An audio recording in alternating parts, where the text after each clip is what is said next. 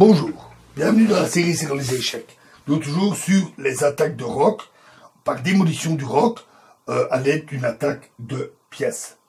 Alors, des formations de pions, telles que celle-ci ou celle-ci, ne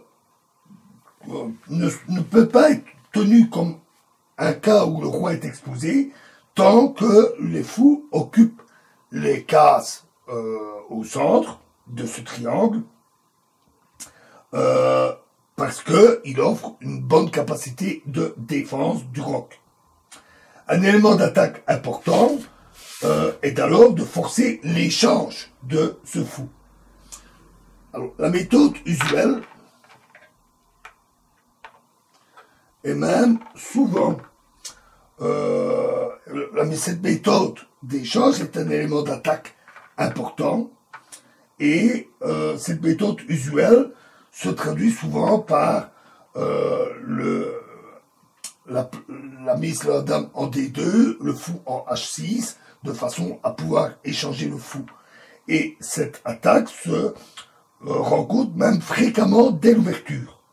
Alors voyons le cas, D4, cavalier F6, C4, G6, donc une est indienne, cavalier C3, fou G7,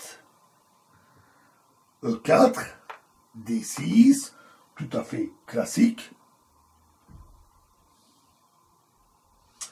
F3, roc,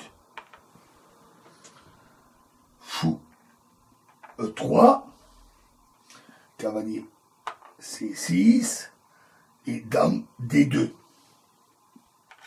A6, cavalier G en E2, tout ça c'est des coups d'ouverture fort classiques.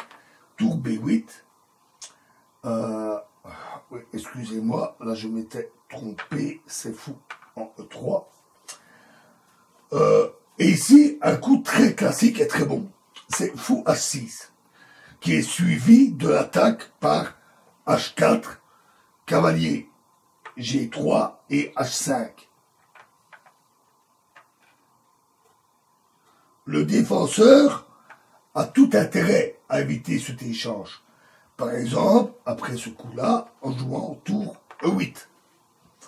À ce moment-là, pardon, tour E8 ici tout de suite, mais au lieu de jouer tour B8, c'est de jouer tour E8, qui est un très bon coup. Parce qu'à ce moment-là, fou H6 n'est plus jouable, ou du moins ne sert à rien. Parce que la tour n'étant plus derrière, le fou peut simplement se mettre en H8.